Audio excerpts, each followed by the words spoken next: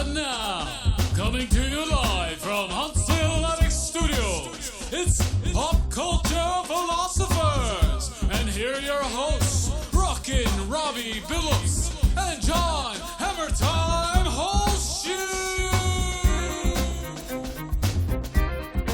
Hey everybody, it's the Pop Culture Philosophers, coming to you live from the Huntsville Attic in beautiful Huntsville, Alabama, a.k.a. the Windy City, a.k.a. the Big Apple. I could be wrong. I'm not good with geography or names of cities. I'm excited about tonight's show. We're going to talk about aliens, maybe aliens in film, maybe alien sightings, maybe talk about alien TV shows. I'm really excited because it's actually a cool topic. We kind of kicked around the idea and kind of exploring it more. I think it's going to be a fun episode. Of course, I'm John Hammertime Holshoe.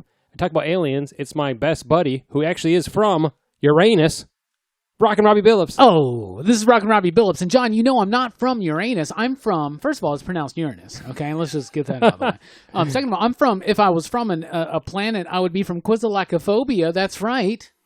Is that what is that? It's a planet I created in 7th grade. Oh, I was like, is that a reference to a movie or show I don't know? It was part of an English project, I believe, writing a story. I had to come up with my first name for a planet ever. It was Quizzalacophobia, so I'm sure a portion of that's going to be... Anyway, what's going on? I'm excited to talk about aliens, John. How about you? I'm excited, man. More so than I have been on some episodes. What, you hate everything else? No, You're no, like, there's 60s sci-fi sucks. Well, I was excited about it until I started looking into it. I'm like, oh, man, some of these movies suck. But if you still just... fun. Aliens, just overall, movies, shows... just the concept. I think it's a fun concept, and I'm excited for the episode, man. It was something that was fun to do the notes and research and revisit some of these movies that I kind of maybe rearrange my top 5 after revisiting some movies. Oh, yeah. You know, that happens. Everybody has that rose-colored glasses over some of their memories of some of these films. Yeah. Or the green or gray shaded glasses. Oh, yeah. No, I'm really excited about this show because we're going to be talking about aliens, meaning like the obsession with aliens, the idea of UFOs and the sightings and all that stuff. We'll be going through that whole history, the history of aliens in pop culture. We'll be talking about our favorite movies. We're going to give an entire segment, an entire block, I should say, of this show over to the Aliens franchise.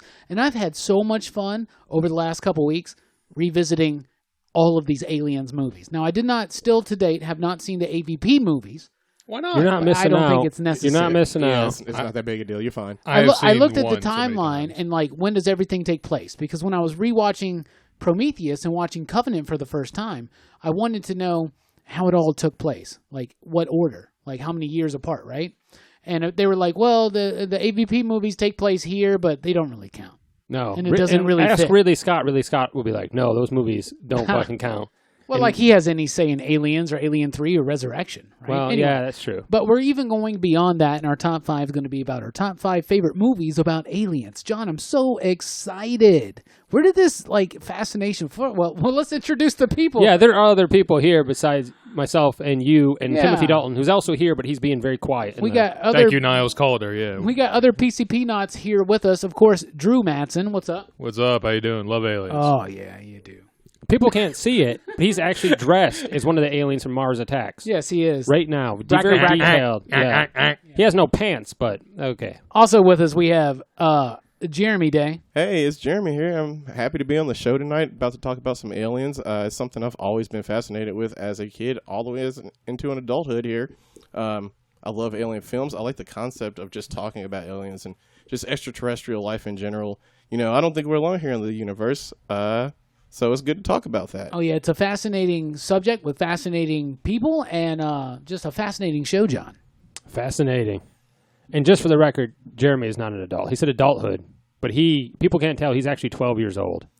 Yeah, I just have a deep voice. He's sitting in a high chair. He's got a very deep voice for a 12-year-old child.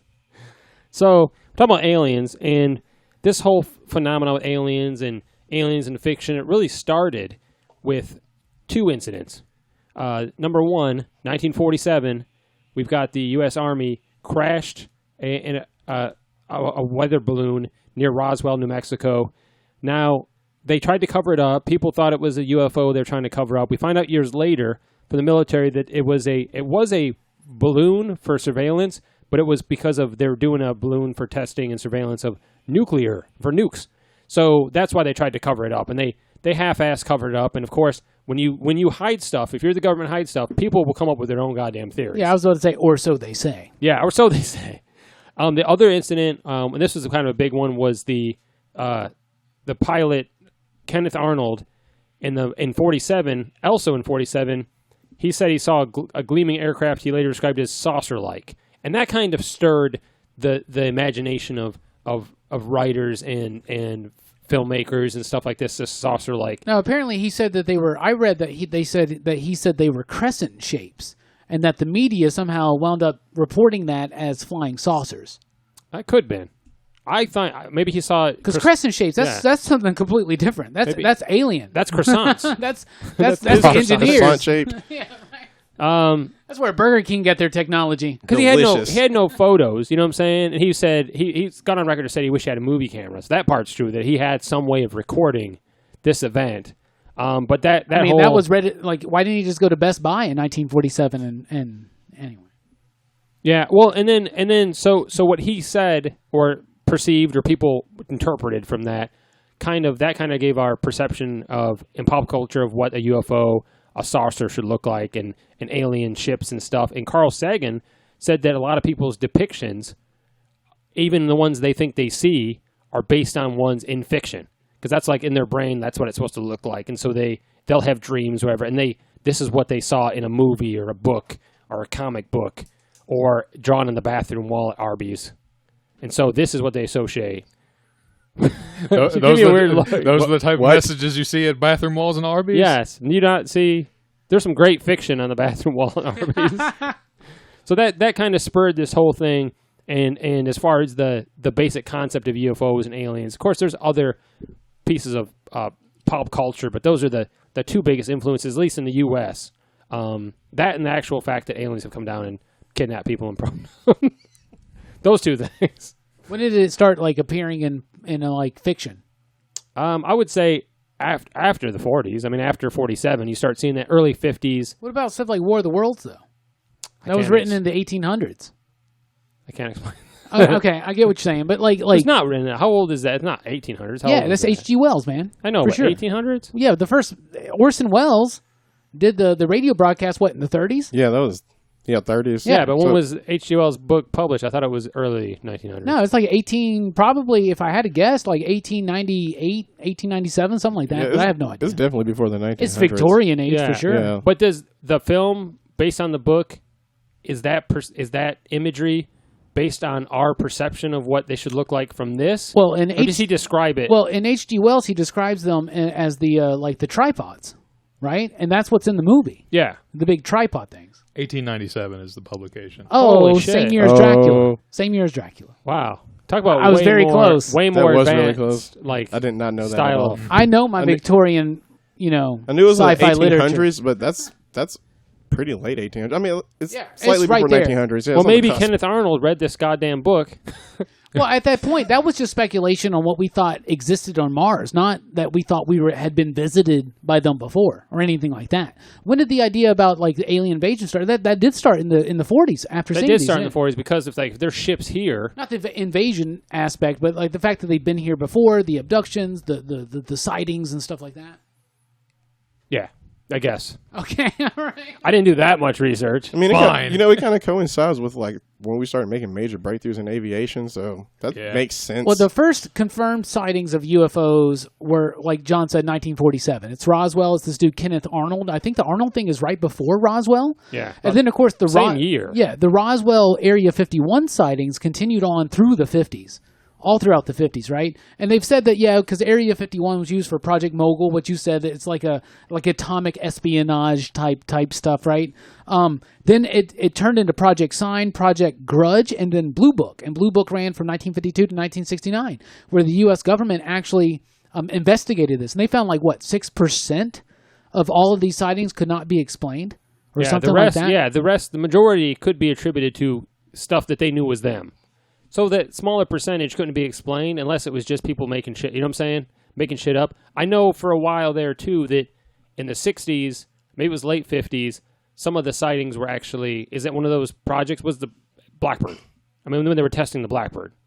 Yes. Yeah, So during was- that time. Yeah. So they were testing black. I mean, that's still a magnificent aircraft. I have by the way. always thought that the Area 51 Roswell stuff was probably just military testing of experimental aircraft. Yeah. mean, And when you I don't think that's closer tell to people, reality. Yeah. Yeah, I think so. and Too. if you hide things from people, people are going to come up with their own concepts, and some might be real. Some might be like, I bet the government's testing X and Yeah. Y, and some might be a little preposterous, like little green men who came out of a mushroom-shaped aircraft. Well, I'll tell you this: it's healthy to distrust the government, and that's one thing that I love about the alien phenomena. Right? Is that it does lead to and it does ultimately lead to things like conspiracy theories, which I don't think. I think first of all insult intelligence and lead people further away from the truth.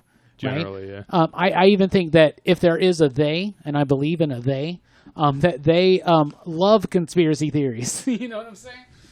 But so what now was War of the Worlds by H.G. Wells the first idea in fiction of an alien invasion on Earth or something like that? Like, that's crazy. Because first of all, we're going to be talking about alien movies. That's a big deal about it, is alien invasions. And that's something that really happened, John, in the 40s and the 50s and the 60s. And then it kind of went further into us exploring in a more positive light towards aliens until Ridley Scott and John Carpenter effed all that up and then made us scared of aliens again. So but it may be that, but then it does switch from the invasion epic into Contact and stuff like that, right, John? Yes, it definitely goes from the being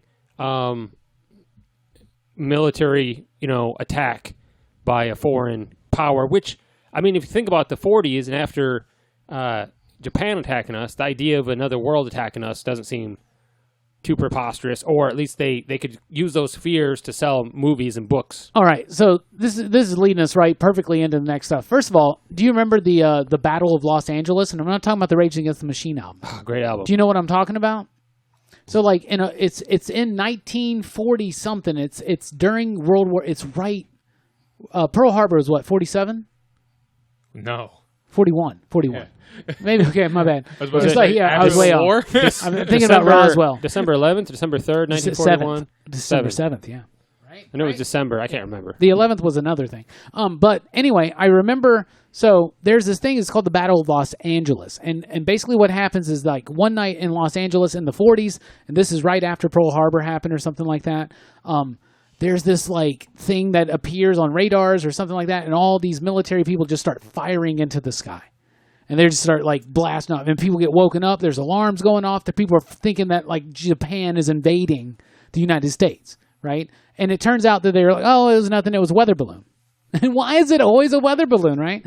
But did you ever hear about that? No, I never heard about But then that. I just read today, Mike the Voice Matthews pointed this out to me. There was this program in Japan where they had these.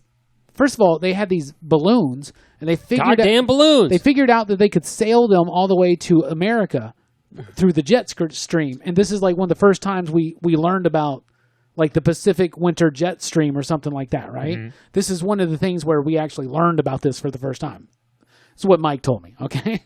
But anyway, I did look at the Wikipedia page and a few others, and they were sending these balloons that would make it all the way to the U.S. that would drop bombs. And a family died. They hit in Oregon, for instance, is where the family died or something like that. And so they kind of it could be connected, whatever, right? But there's some crazy stuff in our recent history as a nation about aliens and alien attacks or alien invasions. So the first question I want to ask John, do you personally, John, believe in aliens?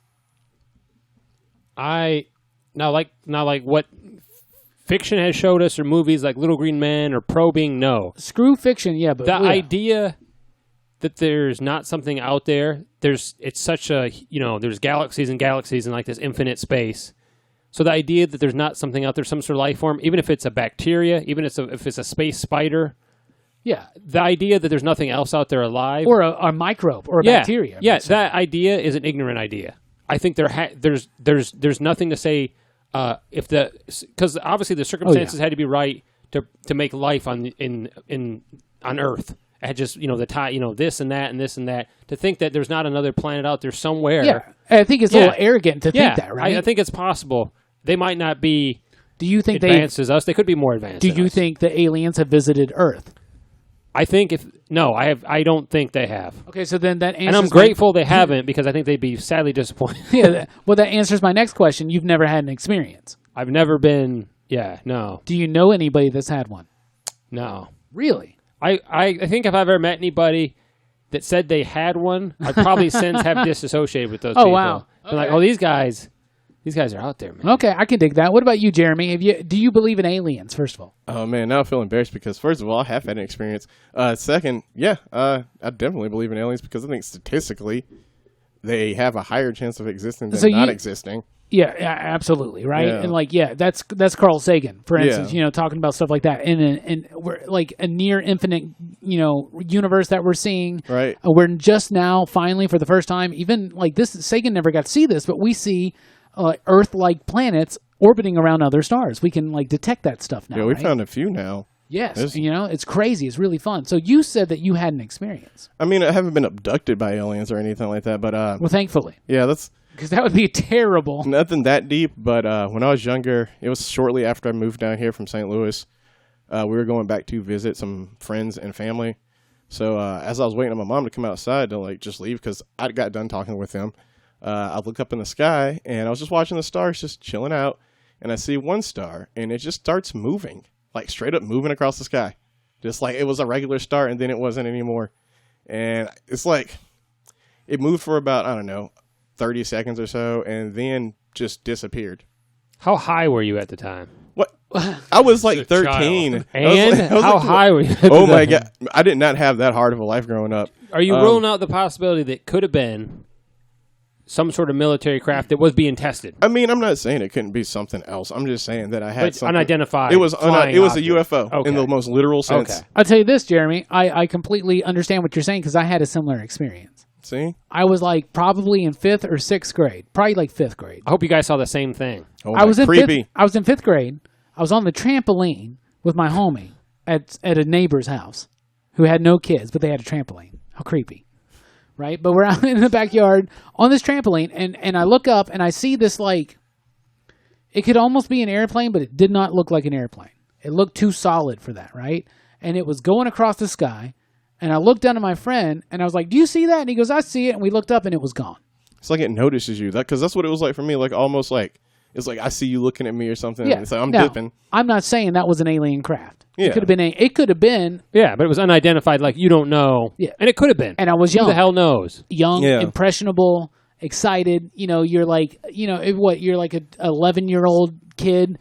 Of course, you're going to want to read it. And I've always been fascinated with alien abduction stories and alien encounters and stuff like that. So sometimes I've had an experience damn near similar to you. Yeah, that's weird. People do sometimes see things they want to see. You know what I'm saying? Or believe they what they want to be, not that they saw it. But John, the question is, why do so many people see the same thing? Do you know other people that have seen shit like this before? Yeah. Yeah, me too. Do you know anybody that's ever claimed to have an abduction experience? I don't know if I've met any abductees. I think there's the Huntsville UFO group, and probably I'm sure some of those people would claim to have I've been never abducted. met anybody personally that's had that experience. And yeah. Of course, I've read people that have that experience, but it gets interpreted to be a little bit more metaphysical. Yeah, it's usually it's kind of you see something, but you can't see it. It's like a mind thing more than a physical thing. Or it's more extra-dimensional than extraterrestrial. Exactly. Something like that. What about you, Drew? Do you believe in aliens? Have you had an experience? To the same extent that John said, it's duh, we can't have been the only people to crawl out of the primordial soup. And no doubt. Now the nature of their involvement is where I raised the question mark, and the conspiracy theories that come out of that, ancient aliens cannot fucking stand anything like that. Oh my God! Because the thing is that they are trying to use aliens to erase the fact that the human being can be incredible and has been incredible through thousands of years. Okay. And the aliens built the pyramids thing, fucking despise it because it's generally just a racist sentiment that they don't believe Africans can build complex things. I'm pretty sure the engineers built those. Yeah, and they wrote down how.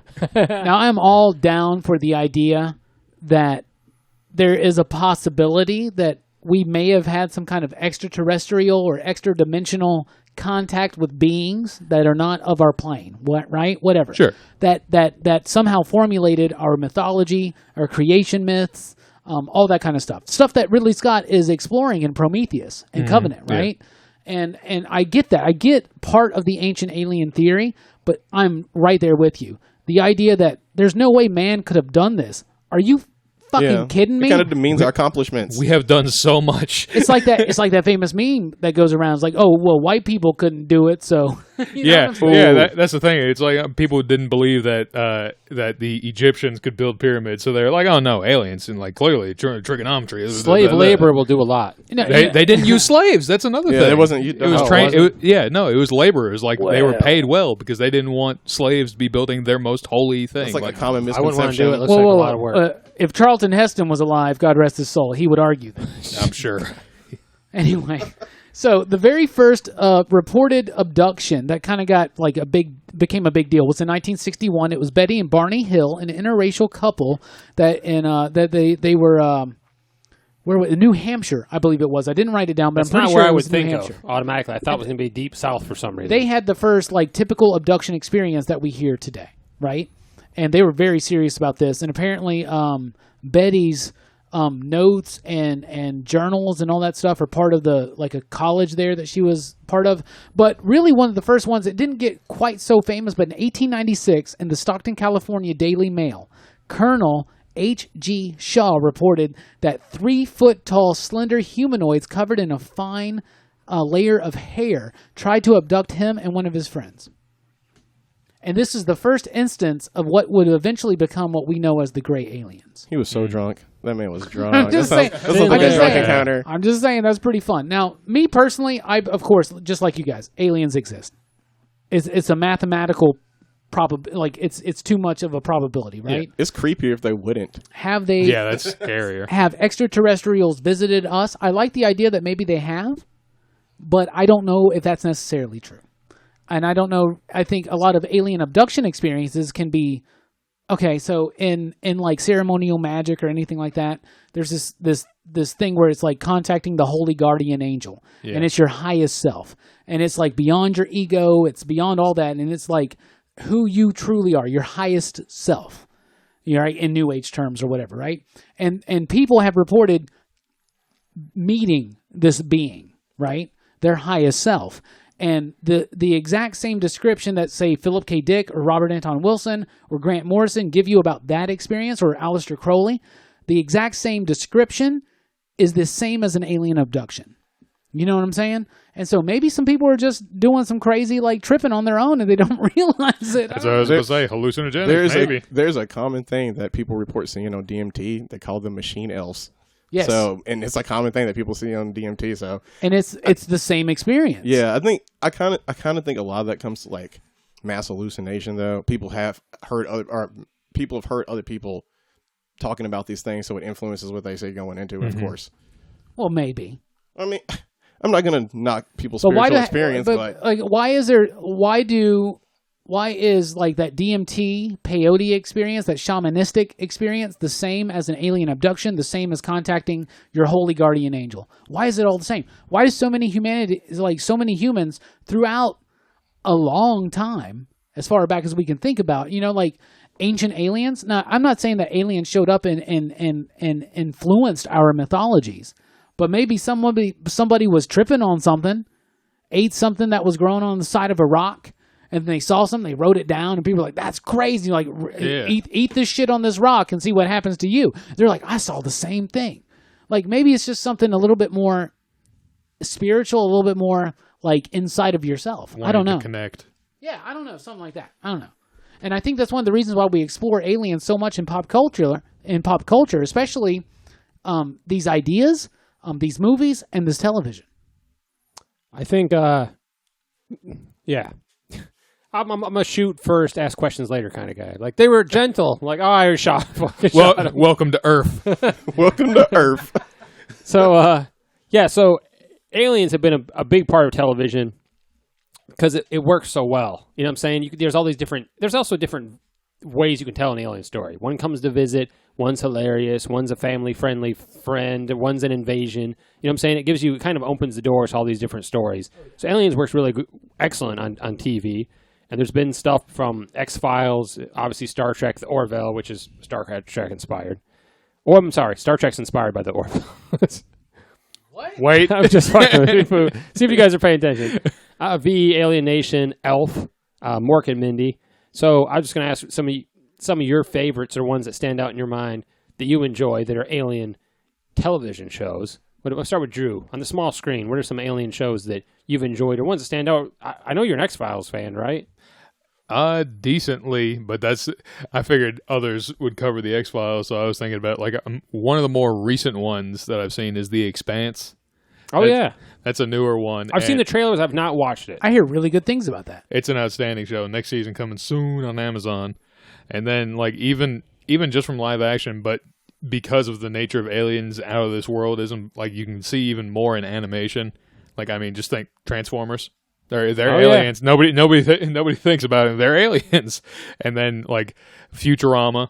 Oh yeah, Futurama for sure. I love Futurama. Yeah, and then Dragon Ball Z has lasted for so long. It's about aliens. Is Thundercats aliens? Yeah. Is that another planet? Not from here. Yeah. What about Silverhawks? Yeah. I don't know about that one. Monstar is definitely an alien though. Yeah. In his posse. Mm-hmm. Dude, you just added a whole new element. I know. That's what I'm saying. When you look into aliens and culture and everything, it's there's everywhere. One of the reasons why I think we see it everywhere is because there's this writer idea that if you want to have your hero just slaughter the villains, they got to be Nazis, robots, or aliens. They got to be different from you in some way. Yeah, they different. I don't like it. with aliens, you can make them not bleed, but it's green goo, and then you can get away with all kinds of shit on TV and video games and stuff. Yeah. It's not R-rated, guys. Yeah, it's not R-rated. What about you, Jeremie? Alien shows that stand out in your mind. I don't know why, but I know there's more, but right now I'm just stuck on Alf. I don't know why. Elf is fantastic. I can't get away from Alf. That is a show that actually deal with real problems sometimes within the family. It got a little just dramatic. So happens that a goddamn alien lives with them who likes to eat cats. Because it's a sitcom. Yeah. It hits those same dramatic notes that a lot of sitcoms hit, but then there's Alf there eating cats. He's what's up? I'm hungry. Cats look delicious. I mean, of course, there's all the animated features that Drew went over mostly. But yeah, Transformers, definitely. Trying to think of so was Elf things. Chinese? Is that what that? No, I mean he's an alien life form. What? Hold on. All right. I don't know. Move on. Let's not address that. Oh my. Move on. Yeah, I'm done. Yeah. Transformers. Are there any other animated shows? Biker Mice from Mars. Yes. Biker Mice from Mars. Exo Squad. Do you remember that? I do remember Exo Squad. Outlaw Star, Gurren Lagann, Cowboy Bebop. That's an amazing toy line Exo Squad was, by the way. Dude, it was built for making toys. They were trying to just sell product. They didn't care about that. Everybody loved that bit in Aliens where Ripley put on that suit. Make it a whole toy line, baby. Yeah. Well, that also, in that line, I guess Macross, Robotech. Yeah. Because that's alien hardware, too, that they find. Mm-hmm. Robbie, alien shows that stand out, your favorites. You mentioned them all. Number one, I love X-Files. And not every episode of X-Files is about aliens or UFOs or anything like that, but the entire direction of the series is about and there's a lot of alien episodes, but you're right. It kind of centers around I love it. And of course, Star Trek, I think, is more about human exploration. But they do, but they do, and I love Star Trek, of course. Of course, DS9 and TNG being my favorites. Oh, some of which one's the guy, the weird look? I mean, what's the one on the spaceship? Is that Deep Space Nine? On the space station. Yeah, that's a space station, right? And Odo is the security chief. And what's the other guy? The guy that runs Quark. The bar. Does he run a bar? He's a Ferengi. Yeah. Okay. Quark's bar. Yeah. Star Trek's great stuff. Okay. Ooh, that makes me think Babylon 5. Was that, was J. Michael Straczynski that Yes, it was. JMS. Yeah, JMS himself. And it actually ended. Yeah, right? Oh, that's... I also like Alf. I really, really do. I do like half of Ancient Aliens, the TV show. When they start, insulting humanity's past, it bothers me. Mm-hmm. But for the most part, I think the first season, that's pretty fun. But I really like V. V was awesome. something that terrified me when I was a kid. Yeah. Robert Englund. I was like, finally, Robert Englund, and he's a good guy. Nah. He's just a dirt bastard alien, I don't know. V really, I like V a lot. What about you, John? I was going to mention some odd ones, which is Third Rock from the Sun, which they're aliens. Remember, they're aliens. Yeah, that works. And my favorite alien on TV from American Dad. Oh, God. Roger? Yes. He's such a selfish dick. But he's so funny. And some of the most absurd and hilarious parts come from the Roger episodes. And, man, especially the Roger and Klaus, when they team up. Yeah. Oh, my God, that shit is hilarious. So I love Roger. So those are probably the ones. Other than that, I think we named them all. Oh, Stargate. Yeah. Because isn't the actual, that kind of pokes. That's Ancient Aliens. Yeah, where they came down and they created the pyramids and they blah, blah, blah, blah, and they, yeah. So I thought that was pretty cool. But we all know it was Apocalypse. Yeah, it was that's right. Wow. Salvador. Ooh. Yeah, I think that's it for this episode. Not episode. Oh, we're done? Oh, for this, okay. Bye. for this segment, we're going to take a little break. I got another beer. When we come back, we're actually talking about histories of the Alien franchise, as well as just discussion of the Aliens movies and Sir Ridley Scott. So it's pretty much a focus on Ridley and company. We'll be right back in Pop Culture Philosophers.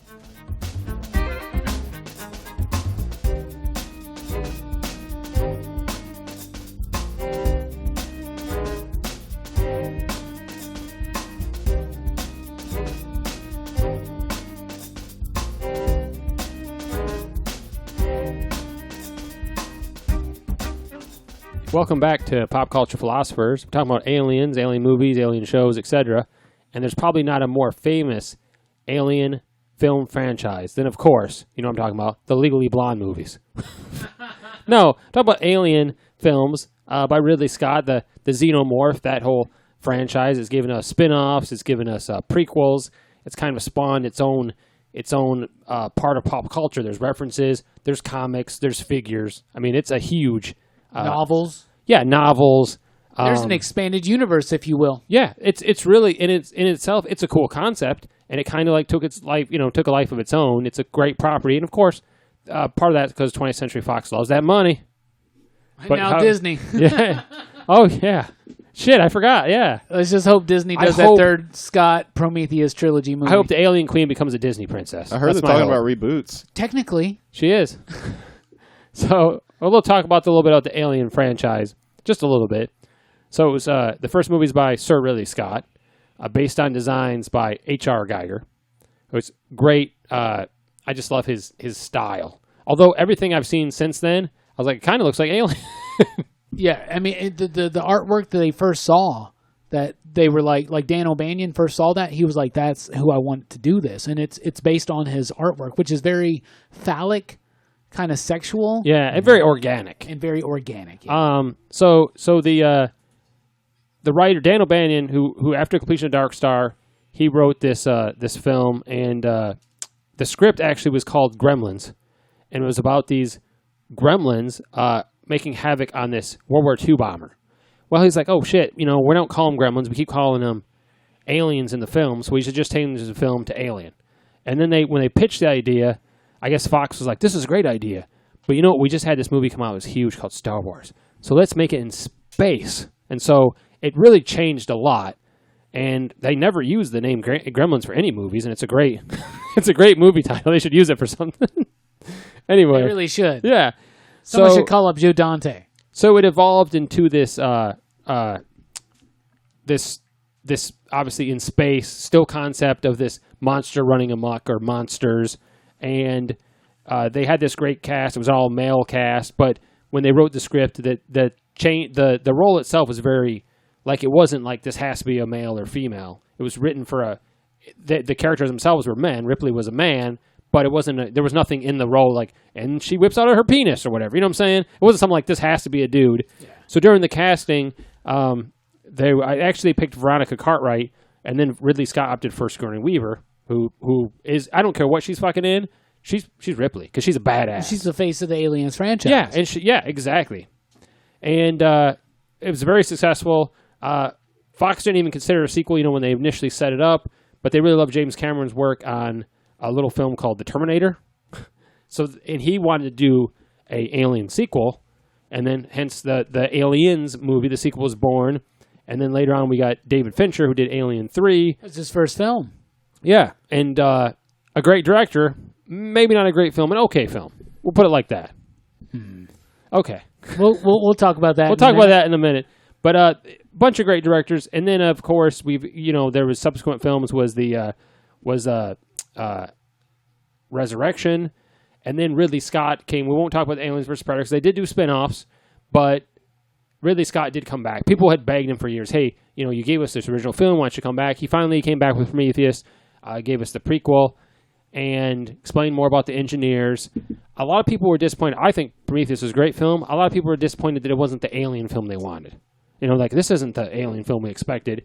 So Ridley Scott, fan service, came back and did Alien Covenant, which is kind of fills in the gaps more between Prometheus and the first Alien film. I don't think it's his best film, but it was definitely fan service, and I'll admit the alien scenes in the movie are badass, especially when they're on that ship and they're flying away and the aliens like jumping around on the awesome scene. So that's basically the basic Alien franchise, and it's really we owe a lot to H.R. Geiger as far as the basic concept design and then the execution by Sir Ridley Scott. And if you're listening to this show and you've missed our Ridley Scott episode, you should go back and check it out because I think it's it actually really is a good episode. I hate to toot my own horn, but it's a great episode, and Ridley Scott is a great director. It really is a great episode. Yeah, and he's a damn fine director. And we will be doing more director-based episodes sooner than later. Yeah, everybody keeps pulling my arm about another Wes Anderson podcast. We should do a Wes Anderson podcast. Maybe when his next film. Maybe not the time to do it. But so I'm wondering what you guys think of the Alien franchise. And is that one of your... Also wondering, since that film was from the 70s, is that one of your first introductions to aliens in film? Start with Drew this time, even though I started with Drew last time. That's fine. I obviously love the franchise. It's obviously like the premier Aliens franchise just from the name, and even just it's like we need to come up with something to call the actual creatures themselves, so we came up with xenomorphs, which is a cool name too. Exactly, and it was not my first Alien movies just because it came out before I was born, and that's why it's like I definitely saw like more kid friendly going up, and then like eventually they decided I was old enough to see the scary movie Alien, and then went on and saw the other which ones. is a horror film. The first one isn't. It's science fiction, but it's a horror film that's set in a science fiction backdrop. Yeah. Versus Aliens, which is an action film. But yeah, the first one's definitely a horror film, and it's definitely slower paced than Aliens. But it is a phenomenal film. Yeah. Ridley Scott never disappoints. Well, unless you saw Covenant. What are your favorite moments, Drew?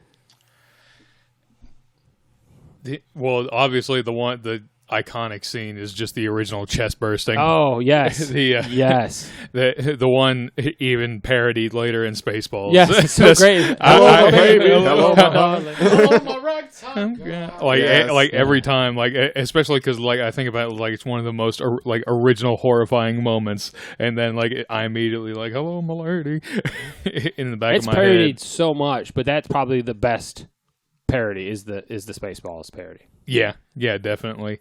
But the whenever like the moments of dread in the original spaceship, and then it's like, oh, it's just a cat, goddamn cat, just rolling by, scaring the shit out of her, and then the mech suit later, and that was Aliens. It was the mech suit when the loader suit or whatever. The loader suit, Queen Alien. Yeah, that's nice stop motion animation. and then from Resurrection, the wheelchair gun. The goddamn wheelchair gun. It's the only thing I remember from that movie. In Resurrection, yeah. Yeah. It's probably the best part. Yep, definitely. Handicap my ass. I don't know. I really do like that weird human alien hybrid thing at the end. I think it's kind of creepy looking. Well, it's super creepy. If you want to talk about hybrids, we can get to Alien versus Predator. Anyway, Robbie, what do you think of the Alien franchises, and what's one of your favorite moments that stands out in your mind? I love the Alien franchise because I love that they take the idea, because it wasn't the first Alien movie that I had seen, just like Drew. Like I'd seen the more family friendly ones first, so like I was more like akin to things like Close Encounters or E.T. or something like that, right? But when I saw Alien, it was incredibly effective. Now I'm a big horror movie fan, and that's a haunted house movie in space. Yeah, it's about a haunted house with a ghost. And no one can hear you scream. If you're in space, that's even worse because you're alone. Oh yeah, you're alone. Dan O'Banion basically was like, he got mad that he didn't get a co-directing credit for Dark Star because he felt like he did enough for that. But of course, John Carpenter got the entire credit for that, and that's just the way the Directors Guild Who is goes. this John Carpenter guy? They don't like crediting two people unless they're like siblings. So to me, it was just such a well-made horror movie, and Dan O'Banion, Dan Banyan, not Dan O'Banion. Who is Dan O'Banion? Anyway, his Irish cousin. He really wanted to like make a horror film out of it, and I loved it. And I do like the subsequent films for the most part. I think Alien 3 is a better film than maybe you do, and I do love James Cameron's Aliens. It's a different film than Alien. Yeah.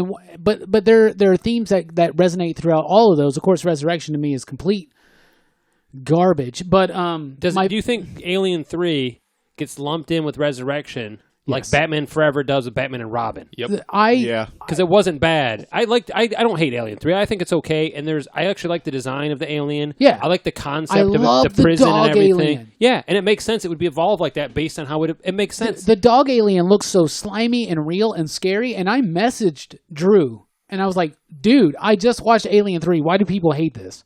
That was the first time, too, that they established in the movies that it evolves based on its host. Yes. Mm-hmm. And then we saw that in Prometheus, obviously. But and that was always the idea. Yeah, but we never saw it. Yes, exactly. We saw it in Alien versus Predator. Thank you.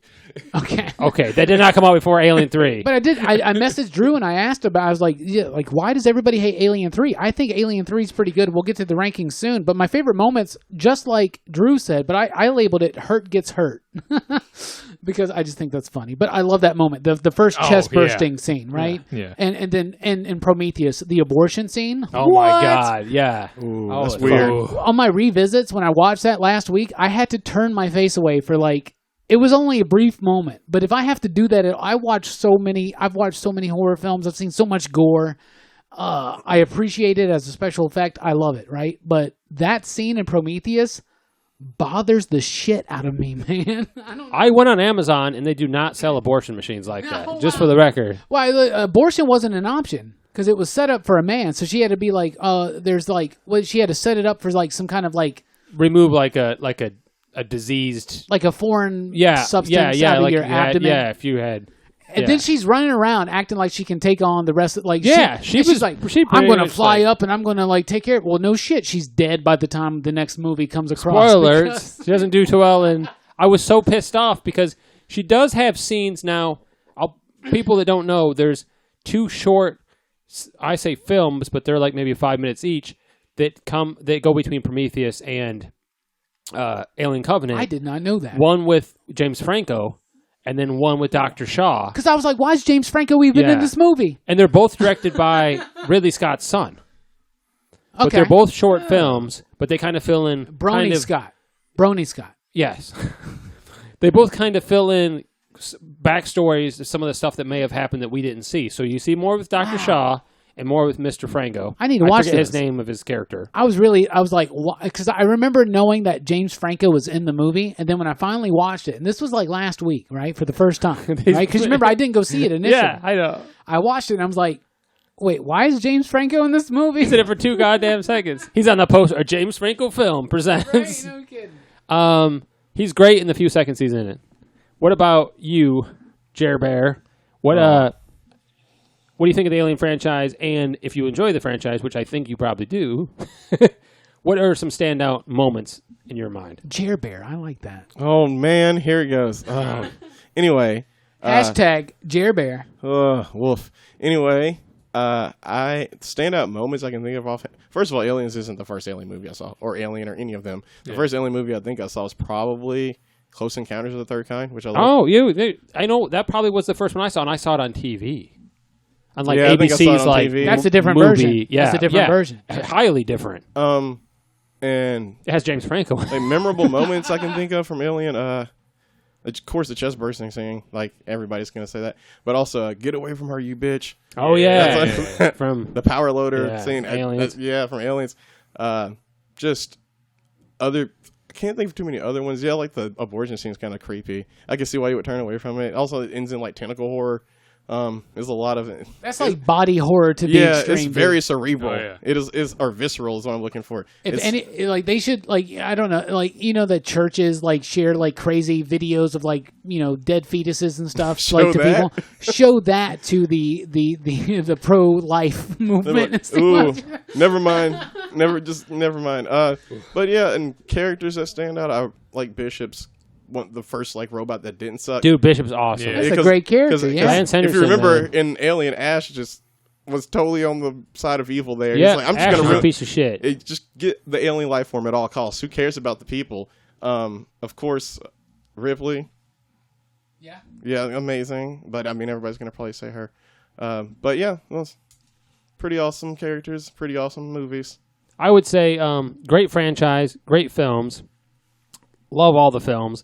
I think there's one better than others, but the things that stand out besides the chest burster, the first time you see the alien open its mouth and that smaller mouth thing comes out, the first time you see that, holy shit, the man. lower jaw. That's like a whole different level of, it blew my goddamn mind as a child. I don't remember if it's Alien or Aliens where Bishop's like basically bleeding, but it's that white goo. I think it's the first It's Alien. Aliens. It is happens in Aliens. Alien too. Bishop's not in the first one. Oh, that's right. It's Ash Ash. is the It's Ash. Ash. Yeah. Ash is in the So it is Bishop. So it is the second film, and that was I just thought when he's like on the floor and he's spewing, I'm like that just blew my mind because it's the first time I saw it looked like it could have been a real person that is a I don't know for some reason it affected me as a child. In every single movie, and I haven't seen the AVP ones, but in every single one, there's an artificial android or whatever that gets milked, if you will. It doesn't happen in AVP, don't worry. And my probably favorite scene period is the first Alien when Ripley thinks she got away and she's in that ship, that pod thing, whatever, and it's in there with her. Freaky as shit, man. Yeah. And by the way, the guy that played the alien also played Harry from Harry and the Hendersons. Wow. And, or am I confusing? I don't know. I could be confusing the guy that played the Predator. You bullshitting, John. No, The I guy could be that plays the alien in the first one is like a skinny African dude. I forget his name. I might be confusing the guy that played the Predator with the guy from Harry and the Hendersons, which is not relevant. That makes sense because he's bigger. At all to this. He was an alien though. Anyway, Moving on. Favorite characters is how I was going to ask, and I should have asked that the first time around. Is there characters that you said Ripley earlier, but is there Ridley and Ripley. Ripley and Bishop. and Bishop. And Bishop Yeah. are your favorite characters? I was going to ask that. And I completely think like forgot. maybe there's something like maybe Bishop gets elaborated on in the expanded universe, if you will. But like to me, Bishop is like a waste of Lance Hendrickson to me in those two movies because he is in Alien 3, barely. Yeah. I know in Aliens, I like. What is Bill Paxton's character's name? Hudson. Hudson's awesome. I love He has Hudson. some very quotable lines. That's one of my favorites because he's so scared. He's a private. Game over, man. Yeah, that's the Game thing. over. Yeah. And the whole time he's just like, this is fucking over, man. Are you serious? They're coming out the walls, he's man. freaking out the entire time. And ever since I was a kid, I loved that character, and it's made me love Bill Paxton. I love Michael Biehn in Aliens. Oh, Hicks? Yeah. Hicks. Did you meet him at the expo? I did not get to meet him, no. Oh, damn, dude. Yeah, he always just seemed like more badass. It's like when I think of like a colonial marine, that's what I think of. It makes sense. I actually love the Marines and the weaponry they have, and they really are out to just mow down the aliens. Yeah, they're pretty dope, you know? Yeah, I love the fact that they're like, we're not here to we're not saving anything, we're not getting eggs. We're just going to roll over these bitches and move on. I got 3 favorite characters listed here because I thought Ripley would be already spoken. Of course, Ripley's one of the best female characters in science fiction. She's also just one of the best characters in science fiction. And I know everybody has their thing about Alien 3, but like the story of Ripley from Alien 1, 2, and 3, that's an amazing story. And by the way, she never has a good day. All of her happy endings turn to shit until she dies. Right? You know, but other characters, like I do have Hudson. I love Hudson so much, right? He's just so funny to me. But I love Apone. And he died super quick in Aliens. That was their sergeant. Right? Do you know who I'm talking about? Yeah. He had an action figure, right? Apone. Of course, he got an action figure. Loved him so much in that movie, but he died so quick. But my favorite character in the entire franchise is Jones. The cat from cat? the first one. He Oh, ruins their yeah. lives so hard in the first movie. He's just Goddamn being a cat. cat, He's though. like, let's stop searching for him. I mean, Let yeah. him do cat stuff. I mean, yep, that's what happens. Can't ruin lives. There you The go. cat would have actually been fine, It probably. would have been on his fine. own. Yeah, They it seemed were like the putting themselves alien at didn't risk. give two shits about the cat, to be honest with you. Could have ate him a long time ago. Cat would have punched that alien in the face, man. So, my question is to you guys then, if you had to rank the Alien films, and you can throw the AVP game movies in there even though they're not of canon, ask Ridley. Well, who's your favorite characters? Oh, my characters? I'm Yeah. going to go with, I forgot. Besides Ripley, Dr. Elizabeth Shaw and Prometheus. I really like her character. Oh, yeah. How badass is that she does the abortion on herself with the machine? Yeah. I know, that's why I was so pissed off that she feels like get kicked in the dick when it comes to her scenes in Covenant. Doesn't that kind of keep alive the tradition of the Alien films where it ends on a happy note, every single one of them, but then it kind of the next movie starts and it's like, no, it didn't work out very well. Yeah, we're kind of Like shit. she saves the kid and she saves Hicks and Aliens, and then Alien 3, they're like, no, they did. They Dead did. as hell. They Well- did, and you're injected with a queen, by the way. Well, I was hoping. And you're about to be cloned, and it's going to be a terrible movie. So You're she's gonna not. die. She's not in. But you're going to know how to b-ball. She's not in Covenant. I'm like, oh, maybe it was a filming conflict, so they had to write her out. But she's in that fucking mini movie Ridley Scott's kid made, so clearly she was available to make that, so she couldn't be in the goddamn. Oh god, it Well, pisses me off so bad. Here's something that's crazy to me. Nobody mentioned David, and I love David. I think David is a fascinating That's right, character. yeah. He's good. really important to the whole thing because he kind of like, David is the next level of HAL 9000. yeah. Yeah, doesn't Do he you know what start I'm saying? experimenting on the people to make the aliens basically what they yes. are? Yeah. Yeah. He does that for, and you know, you were talking about how the ending of Covenant was so easily forecast. Duh. It's in Prometheus. Yeah. He poisons that dude. He's responsible for all of that. So of course we already David's knew a that was douche. going to happen. When he first meets him and he's like, "You have 2,000. How many people do you have in your ship? 2,000." He goes, "Extraordinary." I'm like, "Well, this dude is Not awesome." trustworthy at all. All that says is that all the early models of those robots are terrible, all the way up until Yes. Bishop finally. It's like, oh, we finally got it right after There have like all been these. some improvements. Yeah, Yeah, one doesn't murder everybody. David's a douche. David's a huge douche. David, the douche. He does. I think he does a fantastic job as Fassbender does. But God, I hate that character so much. So let's get to your. I want to know your ranking. I'm gonna actually start with Robbie. How would you rank the films? You can include the AVP films. If they're not canon, I'm gonna keep pointing that out. I haven't seen them. Well, and they're junk. Well, I don't care. I don't better care than if they're Resurrection. I haven't seen the You're not setting a very AVP. high bar. Okay, I haven't seen the AVP film, so I won't put them in Okay, here. Right, thank you. So there's 6. Yes. Number 6, Resurrection. That movie sucks. Okay. I agree That with movie you there. sucks so bad to me. It's written by Joss Whedon. oh no, I know. Every problem that people have with Joss Whedon now, and I'm always like, but I love Buffy. I love Angel. I love Firefly. I don't see this. I watch this, and I'm like, oh, yeah. Oh, yeah. I see it. I see it. Yikes. It's bad. It's so bad. It's so stupid. Sigourney Weaver? Why? Why'd you agree to that? She didn't have to. Just saying. Maybe she wanted to neck like a townhouse or something in the city because she makes the commute and she's got that nice house. I don't know. Movie's terrible. Anyway, number 5 is Alien Covenant. I do like Covenant. I think it's good. My top 5, I think outside of Resurrection, they're all good movies. Okay.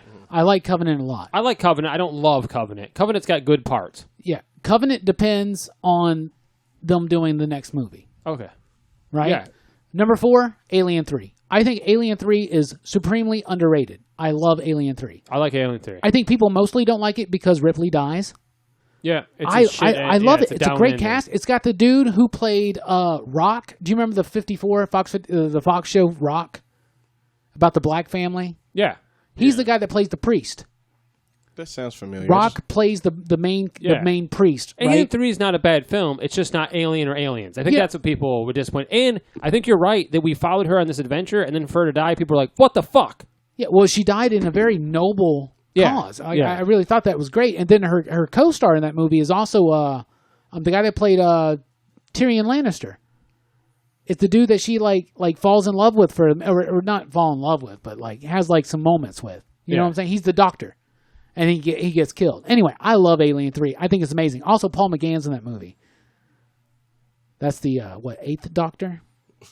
Anyway, my number 3 is Prometheus. I think Prometheus is a great movie. I think it's great. Ridley Scott going back to the more of the themes about Alien. Number 2 is Aliens. Visually, by the way, Prometheus is stunning. Oh, it's great. Number 2 is Aliens for me, and number 1 is Alien. I think that's a good list. I have the same goddamn list. John has the exact same list. So I won't go. Spoilers. I won't retread that, but I think that's a great list. Prometheus, really, I watched it in 3D recently, and man, was that is a good-looking film. That is a really good-looking film. They definitely, they shot it with 3D cameras. They didn't cut corners on it, so visually it's stunning. And then when they did Covenant, they're like, no, we're just post-conversion. We're not going to spend that much money, guys. And I went to Prometheus, by the way, in the premiere, and it was fucking a packed house. I went to Covenant on the opening night, and there may have been 2 goddamn people in there. I'm like, is this what the Aliens franchise has become? Because Covenant, there's parts I really like. It's not my favorite film, but I don't think it's bad.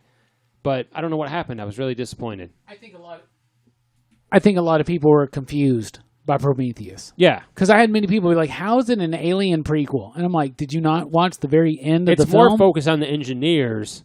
And there's aliens how in it all starts. It all starts with the engineers. It focuses more on they're that the ones whole thing. that seed life into Earth. Yeah. They created us. What about you, Drewski? How would you rate these films in your mind? Well, starting from the bottom, Resurrection sucks. It's not good. Joss Whedon ain't good. I can't remember the director, but he ain't good neither. And it's a waste of Ron Perlman. It's a waste of Ron Perlman. Oh, that's the worst part. I cannot remember anything other than the wheelchair gun and the kill me. I only fell asleep in the theater twice my whole life, and one of those was Resurrection. Yeah. And then 7, because I have seen the AVP movies. Oh, God. AVP Requiem. Now, this is... At the beginning, like... When you see AVP, you know what AVP Requiem is going to be about. It is going to be about some camp, just some fun, dumb aliens versus predators going after each other. But this one it has the alien-predator hybrid. Because at the end of the first Alien versus Predator, he bursts out of the chest of a dead predator. And it's still not great, but but it's better than the Resurrection. After that, AVP. There are a lot of really fun, like, because they go to Antarctica and there's just a pyramid underneath the surface, and then they find they find facehuggers down there, and then around that time, just a crew of predators show up and decide that we're gonna have our big proving ritual because the aliens are the ultimate prey, and just chaos ensues in this maze, and all the doors shut, and it's like a haunted horror underneath the ground in Antarctica. I was disappointed that AVP wasn't very graphic, because Alien's graphic and Predator's graphic, and AVP was not. Yeah, Requiem they were more sad. was. Well, Resurrection's the most graphic out of all of them, and it's not a good film. Well, so graphic doesn't make it good, but after AVP, they're like, oh, guys, I think we need to give these guys, let them, because AVP is rated PG, by the way, PG-13. I think they focus more on, like, they gave more thought to the Predator weaponry in AVP. Well, Requiems are, and so you have some really cool death scenes. So I'll give Requiem some props as far as the kills. Yeah. And then I have Covenant. And then after that, I got... This was the harder part. I do have Alien 3, then Prometheus, then Aliens, then Alien at the top. Oh, wait, we're very similar at top. Towards the top. Yeah, that's a... So so your number one was Alien or Aliens? Alien. Oh, okay. The first Alien. Yeah, the horror movie. Yeah. So minus AVP, we have the same list. That's what I was saying. Yeah. It's like I didn't want to go into it more just because y'all have already talked about it. But it's like PCP. Yeah. And this might be the general consensus for the world. If we took like a poll, that might be how it comes out. I figured I'd give some insight to AVP since none of y'all talked about it. I bet Jeremie's, what if his differs? He's like, my favorite's fucking Resurrection. Oh, no. We won't be doing that tonight. That's not happening. My list is different from you guys, though, because my tops are different. But I will start at the bottom. I'm not going to say the numbers because I'm going to include the Alien or the AVP movies as well. So I guess, what's 8? Ugh. Okay. So what I have here is, of course, Resurrection's garbage. But I also think AVP 2, or Requiem, as you call it, whatever, is also like same tier garbage. Like, it's not good. I thought the kill scenes were better. I mean, it's sometimes goofy. Like, it's one of those movies if you really don't care what you're watching and you're like drunk. It's dumb fun. Yeah. Like you can't have dumb fun with Resurrection. There's a clear like campy 80s horror feel to it at some points, especially when they like kill the stoners when they come out from behind the like So oh my god, so foolish. Anyway, moving on. My next one is AVP 1. There's a very cool scene at the end where I forget the actress's name, but where like he marks her pretty much as like a somebody on her tier. On his tier. Makes her a predator. Yeah, like she's on that tier of like Hunt, and it's really sick. And then they combine their forces to take down the Queen, and It's pretty okay. It's way better It's than fun. the second one. Yeah. If you guys both say that AVP is better than Resurrection, I'll check it out. Oh man, it's AVP not even a won. contest. But that's not. Yeah. That's I won't not check out setting a very- Requiem. That's not setting a very high bar. Yeah, it's though. true. Like you don't have to go high up. But next I have Alien Covenant because I like it, but it's got some problems. I feel like the pacing of it's a little weird sometimes. Next up, I have Alien 3. Then I have Prometheus.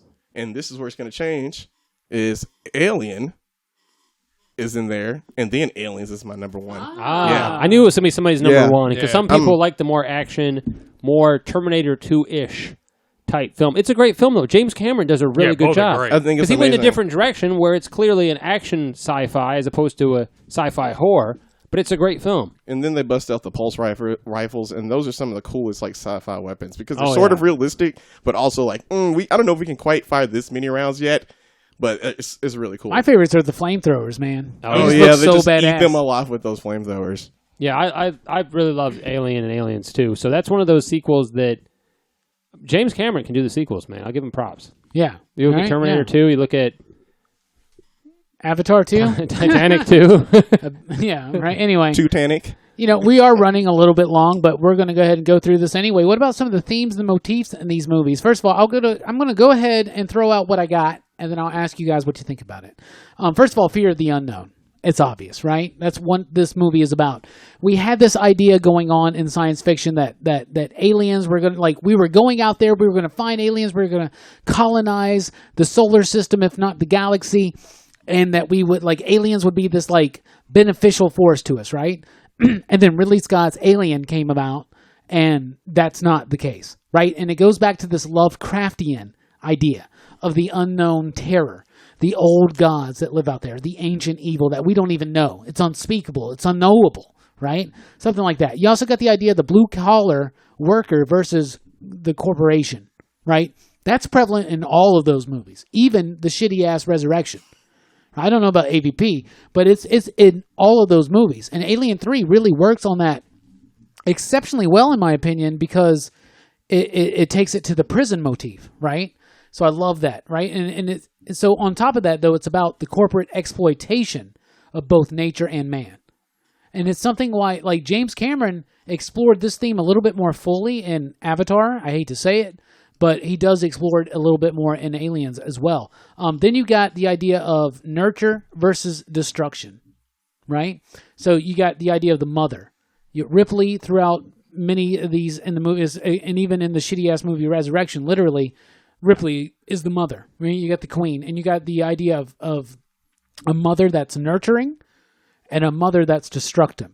And that's something that goes to the deepest archetypes in humanity. Explorations of the origins of life and the idea that there's a darker mythology out there. Back to that Lovecraftian idea. And one of my favorite things about Prometheus and Covenant is that Ridley Scott, when he came back, he goes back to those original ideas. Oh, yeah. Because I feel like Aliens Beyond, they really do explore nature versus destruction. They explored the whole corporate exploitation of nature and man, but they don't explore that fear of the unknown, that Lovecraftian, unknown, unspeakable horror as much as Ridley Scott's films do in the franchise. What do you think, John? Well, the biggest thing is that after Alien, it feels like nobody really talked about the engineers and focused on that. They focused on the alien itself. So I do like the fact they went back and did Covenant, they did Prometheus, and kind of explored the background, how they came to be. And I do love the concept that we came from the engineers and we were basically a byproduct, right, of the engineers. And that they came back to wipe us out. That's a cool concept. We got to get rid of these guys. So I do like the fact that I love the two biggest things I take away from the franchise. This whole concept of it wasn't God, it was a other being that created us, the engineers. Cool, that's a cool concept as it is. And then on top of that, most importantly, the aliens, is the fear of the unknown. This whatever is out there, whatever it may be, it probably just wants to fucking kill us or eat us. And what's more terrifying than a thing with an extra mouth with a spiky tail that drips fucking acid? Yeah. Acid that will go right through the goddamn ship. I'm like, what is their skin made of to hold this acid in? That begs so many questions. It's that exoskeleton. Yeah. Right? Probably neutralizes it to some effect, Right. I always thought. And that's the Lovecraftian idea. that there is something else out there, but it doesn't give a fuck about you. No. And it's going to kill you. Yeah. It wants to either make you like insane, drive you insane, take you over as a host. Yeah. And that's an idea that's in those movies too, is the idea of being taken over. Like being injected with the literal seed of an alien and becoming something other and different. And it sucking the life out of yourself. Look at all the ancient ideas about demons and demonology and shit like that. That's what demons do. They latch onto your soul, right? They attach to your body. Look at the old, images and stuff like that from the Key of Solomon and all that stuff. And they leech your energy away. They leech your life force away. Well, that goes back to the whole, I'd much rather have an alien probe my bunghole for research than to put an alien baby up there. Yeah, no kidding, right? That's just my opinion. Get you a satellite dish. What about you, Jeremy? What do you think of some of the themes that are more prevalent to you are? I do appreciate the cosmic horror aspect of Alien. So when that comes up, I like that. I don't mind the action adventure. Of course, I said Aliens is my favorite of them, but I like that, like you mentioned earlier, where Ridley Scott comes back to explore the cosmic horror aspect of Aliens rather than just like straight action. That fear of the unknown, I think that's something that can be transferred to many different like venues of fiction, and it's well used, and I think it's a good, I guess, look for Alien. Oh yeah, absolutely. The design of them is just horrifying. Like I could see the whole demon thing because they look like straight up space demons. And apparently HR, what's the HR Giger or whatever, Geiger, like a Geiger counter. Geiger, like he apparently drew these out of his dream.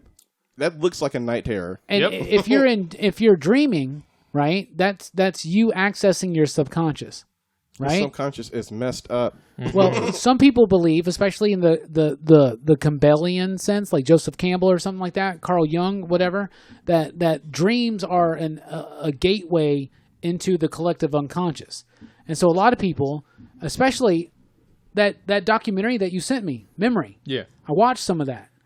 It's fascinating. It is, they're talking about that. This stuff comes from nightmares. This is some of the most elementary root evils that mankind is fearful of, and it comes out of his dream, and of course it works. That's why the movie's so good, is because this is raw. This is from the collective unconscious. This is something that all of humanity fears. It's like that primal lizard brain fear. Yeah, exactly. Yeah, we all fear reptiles, acid, and dicks. That's an I alien. guess so. Yeah, right. Speaking of dicks, What about you, Drew? Yeah, that's the general design of them. Like they're black, shiny. They blend in with the darkness and filled with spikes and acid. Like all of those are made to make humans terrified. And just the when you talk about the dread, like Lovecraft, and it's like that's why I generally like Alien more, because like there's just a feeling of dread once you get a sense of what this thing can do, and that's when it was like we don't know what the hell, and it's like this thing dropped like one thing of blood and almost like demolished our ship. Like that's and it's like how are we gonna kill it without it destroying our ship? How are we gonna get home? Yeah, and that's always like that feeling of dread. Now you get closure out of that, even though like by the time you watch the next one, it's like it never worked out like you thought it was going to be. It's like because the ending, it gives you hope, and then the next one, it's like nah, you still fucked. That's one of the oldest storytelling ideas, is that, and I recently did a Comics Revisited on Sandman, and there's an issue in Sandman that's 24 hours. It's the one in the diner. Yes. Right, and she even says all stories, the trick to writing is knowing when to end the story, because end it at a happy moment, because it all turns to shit and it all turns to death. Yeah, eventually. Ultimately, right? And I think we've all hit those nails on the head. I think these movies really hit that primal fear that's inside of all of us. We're all scared of like claws and something that's going to rip us apart. We're all scared of something that would suck away our life energy. We're all scared of that corporate, that unknown, and also the idea of the corporation and we haven't really talked so much about that, but that's very prevalent. yeah, that their The whole company. Yeah, Wayland they give a Yutani, shit about yeah. the alien and nothing else. And Look how then that worked for you ultimately- him, and when he went and like, oh, they can probably give us eternal life, and so they go and talk to the engineer, and that did not He work just out smacks well for the him. shit out of him. Yeah, it just kills him. Yeah, absolutely. But some fascinating ideas are proposed by the Alien films, and we were about to do this whole segment about music, but we are running long, so we're saving that for PCP After Hours. So you better get on patreon.com/PCP so you know what we think about the music of the Alien franchise. Right, John? Hell yeah, and I also have a question for all y'all that I'm saving for after hours. It's an alien question. Nice. We'll get to that, too. Nice. Well, until then, we're about to get into our top 5 favorite Alien films, not just about the Alien franchise, Yes, obviously. just Alien, as long as it's focusing on aliens. It can't just have, like, aliens in the backdrop. It has to have aliens as a sort of the focus of the film. We're going to talk about our top 5, and I think you reached out to the social media, too, right? Yeah, so before we do that, we're going to ask y'all, the listeners, what y'all's favorite movies are about aliens, and before that, we're taking a break. Taking a break. We all have to get some more beers. We're right back. Pop Culture Philosophers.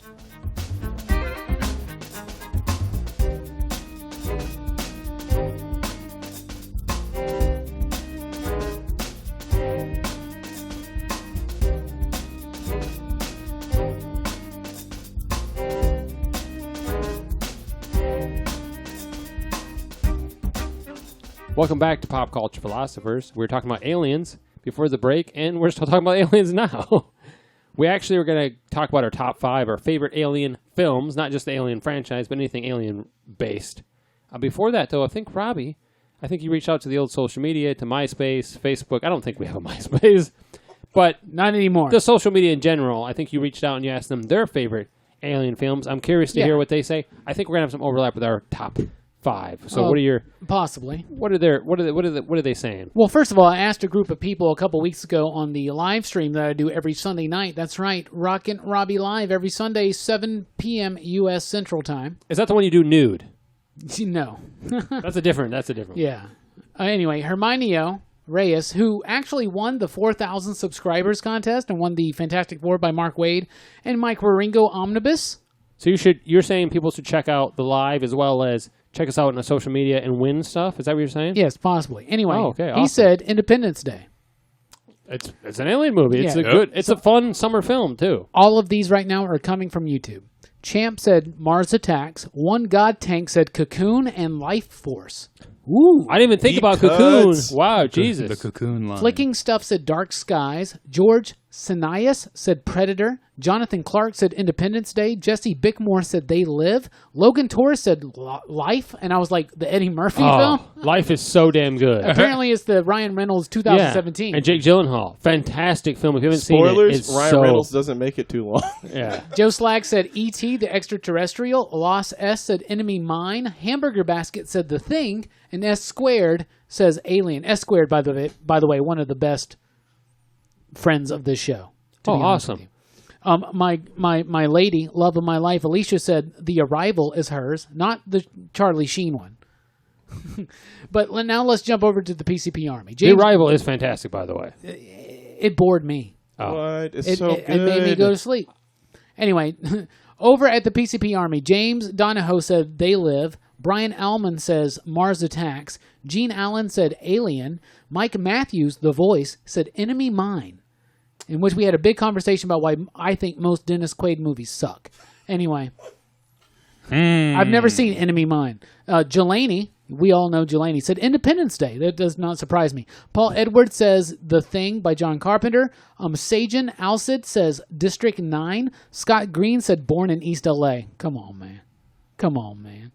Anyway, Timothy Gorman, friend of the show, said, as a kid, Last Starfighter, but as of today, Signs. Timothy, you're wrong. And I'm not only saying that because you're in Florida right now and you can't come up here into the studio. They're like, Erica Adams said Edge of Tomorrow. Is that a alien Oh film? my God, It it's is. so good. It's so good. I haven't seen it. Matt Hatcher agrees with Alicia and says The Arrival. Audrey Wolfhard says Contact. Courtney Cashin says the same. You know, I'm a huge Carl Sagan fan, and Contact is a great book. I don't know if it's the best movie. You telling me they had another one on the other side of the Yeah, what's that Jake coincidence? flippin' Busey? They should have sent a poet. Matt Gibson said Spaced Invaders. Randy Riley said The Europa Report. Sarah Took said The Fifth Element. Clem Urban said Alien or Aliens, depending on the mood I'm in. And Will Priest said Men in Black. Will Smith said Men in Black. Wow. And now I'm dead. Bias. That killed me just now. Uzoma Peter Lane said E.T. Adam Lander said The Thing and Arrival. Adam Bryson said Paul, District 9, Fire in the Sky. I love Oh, I love Fire that in the personal Sky. favorite. And Scott Green, who said he said born in East LA, gave us a real answer. Said I'm going to have to go with John Carter. To which I'm like, both your answers suck. Oh, I'm just going to say that. Anyway, thank you for checking us out on social media at the PCP Show. That we ever never check that. So just go to at the Rockin Robbie, and of course popculturephilosophers.com, our Facebook group, the PCP Army, all that stuff and more. I hope you're checking it out. Now we're going to get to our top 5, the meat of the show, or the dessert, or whatever. We can't figure it out. But our top 5. No, it's the meat. We have and I think we figured this out like almost 10 years ago, John. What if you're a vegetarian? It's the tofu of It's the show. meatless meat. Okay. So that was my nickname in high school, you know. Meatless meat. The meatless meat. That's right. A girl saw Like, what's up, Double M? a girl saw me in the shower. So sad. So Ooh, boy, you hitting them tonight. so this is our top 5. There may be some similarity films, actually. That's some great selection. Some of those caught me off guard, to be honest with you. Some I didn't expect. Cocoon. That's Yeah. a good one. So I'm going to start with Jeremie, your top 5 in reverse order, your top 5 favorite alien-based films. Now, it doesn't have to be the Alien franchise, and it doesn't have to be, as long as it's alien-centric. You know what I'm saying? If there's just a passing, like, oh yeah, there's an alien in the background in this film, it doesn't count. Like you're just stopping in for a quick pint or something. Yeah, he just comes in to get a beer, and it's a Clerks movie or something. So, actually, what's crazy is the 5th one was the hardest for me to figure out. I don't know why, but I struggled with this. So, I ended up settling on Men in Black. Men in Black. Men in Black was a movie I saw quite a few times when I was younger. Will Smith agrees with you. Yeah, I mean, Yeah, so, apparently. Here's my thing. I think as a movie, Men in Black 3 is better than Men in Black. I think it wraps up the whole series well. Men in Black, though, sets the tone. It has a better soundtrack. It has a way better, and he has the whole. No, I mean like it's got the whole Here song. come Come the the Man man in Black. Better one-liners, too. Why Yeah. don't you remember? Uh-oh. Anyway, that's Men in Black. It hit me hard as a kid because I don't know. I just liked the whole feel of the movie. It's a fun action film. Yeah, it About was aliens. marketed well. It's a fun film. Number 4. But number 4 is Starship Troopers, baby. Holy shit. Roughnecks, baby. boy. Holy shit. Starship Troopers, man. It's so Starship good. Troopers. Listen, that is a very underrated sci-fi action film. I don't know if it's well reviewed. I really don't even care.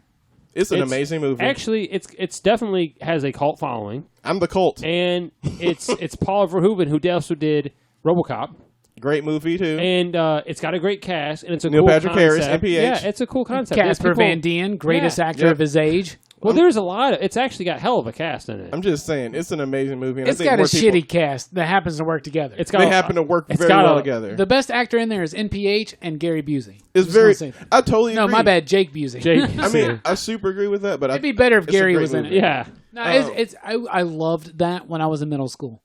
I loved it. but it knows. I think it knows that it's a high budget B film. You know what I'm saying? Like it's cognizant of that. I'm not arguing that it's not a good film that deserves to be in the top 5. I'm just arguing what John said when he said it had a great cast. It's got a great cast I mean, for what it is. It's got a well working together Yeah. cast. It's got a. How about this? It's got a cast.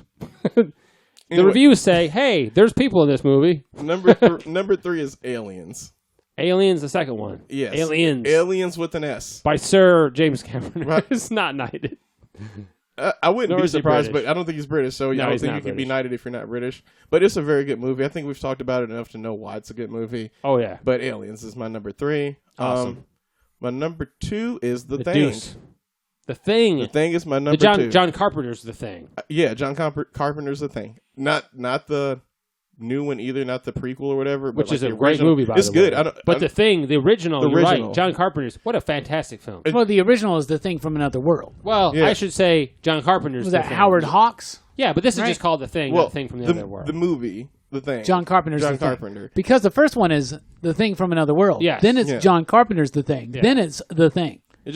It has too many. It's like It's a little. It's like So Fast many and Furious. A little confused. it's almost like the Mega Man versus like Too Fast, I Am Too Thingy. Legend and The stuff. next movie is The Thing, The Thangy, The Thing, and The Thing. The Thanger. Anyway, and my number 1 is going to be Close Encounters of the of the Third Kind. Wow. Yes, Wow. that is I didn't a- expect that to be somebody's number 1. It's a great film. I have literally seen them. I've watched that movie at least once a year. Well, I don't know why. I just love it. It's just because you know why? You want to know the real truth? Yeah. Because when you watch alien movies, a lot of the times the aliens are portrayed as hostile entities. Why is that always the case? How come aliens come Can here you to help? watch? I thought we talked about that. Dude, I'm just saying. It has to do with H.P. Lovecraft. Damn it, I know that, and I like that aspect of it, but I like the different approach that comes from. Be honest with me. Can you watch the movie without wanting mashed potatoes? Damn it, are you talking the Devil's Tower stuff? Yeah. Yes, because it's really nasty, actually. It's disgusting. And he just starts... It does make me want mashed potatoes. It makes me want mashed potatoes. It does not make me want mashed potatoes at all. It doesn't take much to make me want mashed potatoes. Great director, great soundtrack, great actors. Great cast. Yes. That really is a great cast. Yeah, that's a good... Suck on that. Legit good cast and very good film with very good special effects for the time. That still hold up. The special effects actually do hold up phenomenally well. And you'll see that with most of Spielberg's films. Actually, for real. Drew, give me your top 5 in reverse order if you could, but do odds and evens. Ooh, 5 is an odd. It does work that way, though. Yeah, odds then evens, yes. Okay. 5, I actually have the first Alien movie that I ever saw, and that's Transformers the movie.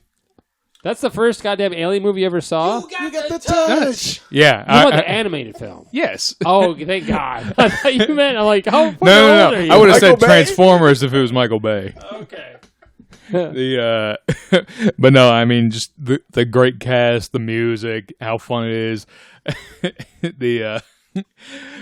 Like, it's like Weird Al Yankovic is in it. Like, just the random things. It was Orson Welles' last role and Scatman Carruthers' last role. Jesus. Yeah. Of all your last roles to have. It killed everybody. Like, it was Unicron and Jazz died after that movie. Which, Jazz normally dies in the Transformers movies. It does. Slightly racist. I know, right? But then after that, I got Edge of Tomorrow. I love that movie. Now, this may not shock, especially Robbie. The same team that did Edge of Tomorrow did the later Mission Impossible movies, Tom Cruise and Christopher McQuarrie. I love Christopher McQuarrie. Yeah. He was the writer of The Usual Suspects. And believe me, I know. Writer and director of one of my favorite westerns, Way of the Gun. Mm-hmm. Isn't the movie based on a manga? Yeah. The only thing we have is Kill? Yeah, the only thing is kill or something. Yeah, it's something along those lines. Let me see. No, Kill. All you need all is you need kill. is Kill. Yeah. Yeah, but it's really it is cool. Like, the whole thing is that he's a PR guy that gets dissolved by alien goo and essentially gets their power to like loop time, like Groundhog Day. I just don't want to watch another Tom Cruise movie. You ain't watch any Tom Cruise movies because you still haven't owed the Mission Impossible movies from years ago. It's happening in Have you 2020. Sidetrack, have you seen Oblivion yet? No, what's Oblivion is visually is a treat. That outstanding movie. Does it got Tom Cruise in it? It sure does. I have not seen it. Sir Morgan Freeman. I knighted him as well. Tom Cruise is that guy that accidentally winds up in movies I like. Yeah, Like it Vanilla happens. Sky. I mean, he's pretty small of a guy, so I can see why he could just fall into Just stuff just without falls noticing. in.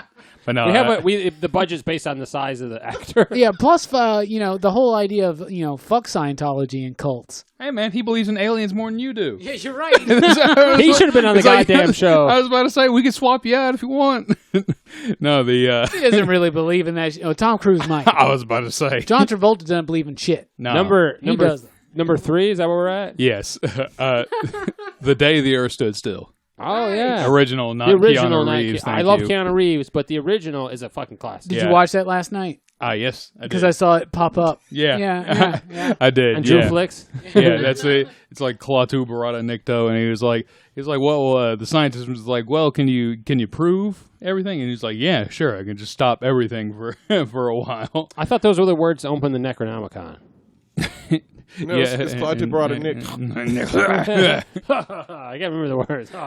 Yeah, but no, it is a warning against nuclear proliferation in like 1951. That's when the movie came out, and like it still holds up. Like some of the effects that they use, like especially the flying saucer landing, I noticed that. Yeah,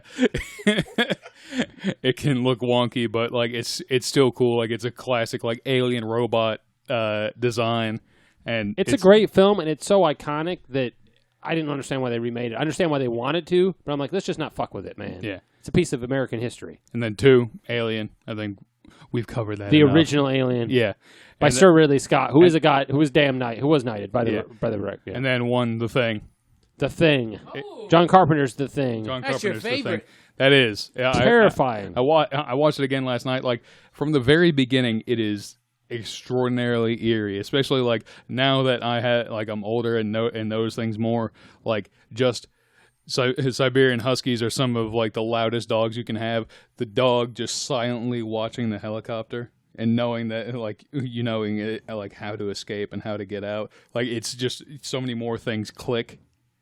And it just eerily way for that dog to be, and then when it first just like goes nuts around the dogs, and it's like that is some of the most visceral like body horror you can get.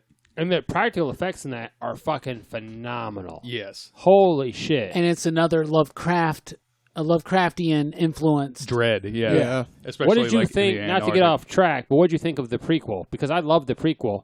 It was marketed really as a remake almost, and I was like, "Fuck this!" Because it is kind of the same story. Yeah, but it is a Yeah. prequel. Once I I realized love it was a prequel, I'm like, "Oh, I'm fine with this." And it really You're talking it's- about the one with Joel Edgerton that came out a few years Yeah. ago. Yeah, Yeah. I actually somebody would like say that. Mary Elizabeth Winstead. She was the lead, but okay. I would say the one with Mr. Echo. Yeah, that's what. it's a great movie.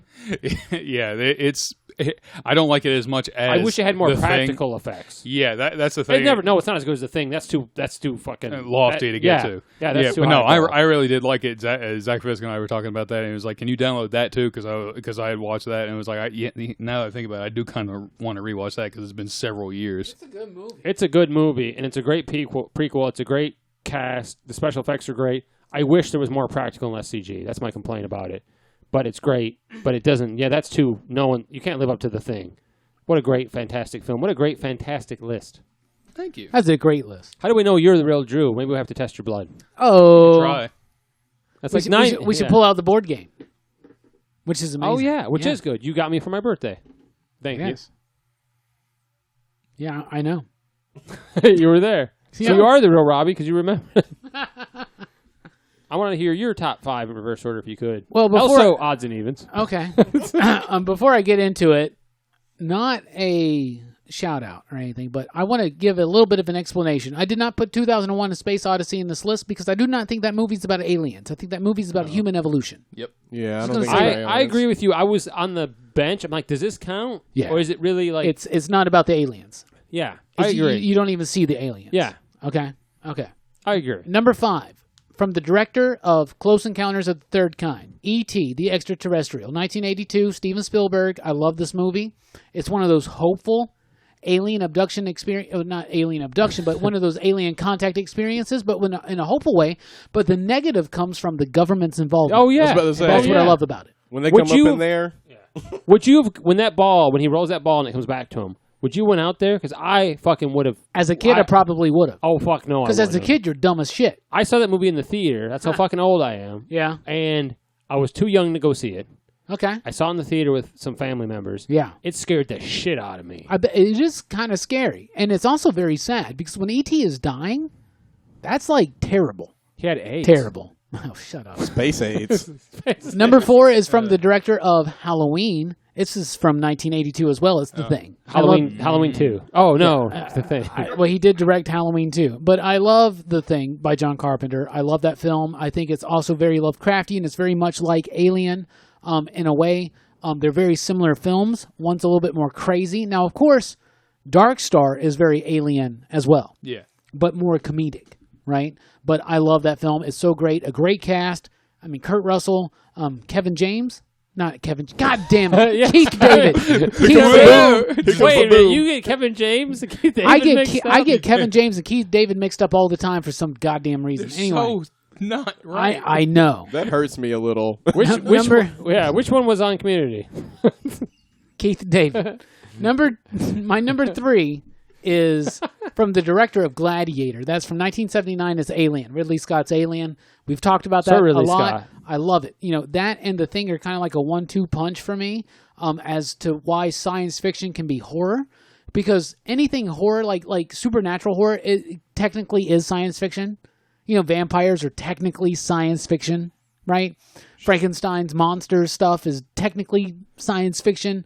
But this was something that really, to me, truly, both of those movies really brought in sci-fi and horror to one terrifying. thing. Yeah. And they're pretty close together when you think about when they were released. Yeah, absolutely. My number 2 is from the director of E.T., the Extraterrestrial. It's from 1977, and it's Close Encounters of the Third Kind. Encounters will be your top 5. I knew. I I'm love surprised it. it's not Yeah. your number 1, but it's fantastic. I love that movie. It was almost my number 1. What a soundtrack, man. It's a great soundtrack. The colors in that movie. Yeah. The way that alien contact, first contact, is kind of approached in that film. It makes me. I love mashed potatoes. It's a great cast. I love that film. I love the. We've talked about it in the past. We it talked about it stays on our with you. third episode when we talked about thirds. threes, Yeah. thirds, and And that's why I always go for a Threequels. third helping of mashed potatoes when I have mashed potatoes. right. Me too. Probably why we're a little. Spirit-irish. Yeah, Anyway. definitely. My number 1 is from the director of Star Trek: The Motion Picture and The West Side Story. It's Robert Wise, who directed The Day the Earth Stood Still in 1951. That's my absolute shit. favorite movie about aliens. Hey. And the Holy shit. reason why is because of that message that Drew was talking about. This is a movie that came out in 1951. This is well before the end of the Cold War. Yeah. This is well before the Cold War actually hit its peak. And Robert Wise and company are already giving this idea of universal truth, right? And it was so important not only to 1951, but to the decade that followed, that, and even up until today. This is still a message we need to know. And to be honest with you, I never would have considered this much in my life. When I was a pretentious film guy in my 20s and early 30s, I never would have said this. But I got to realize Robert Wise is one of my favorite film directors of all time. Like, absolutely. Because he did The Great Escape, right? Anyway, while Drew's looking that up. Yeah, But Google. Star Trek: The Motion Picture, Day the Earth Stood Still, West Side Story. He's a brilliant director. He takes his time. He tells a very purposeful story.